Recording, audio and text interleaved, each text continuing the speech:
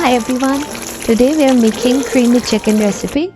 For that, take chicken, put salt, black pepper, mix it and marinate it for some while.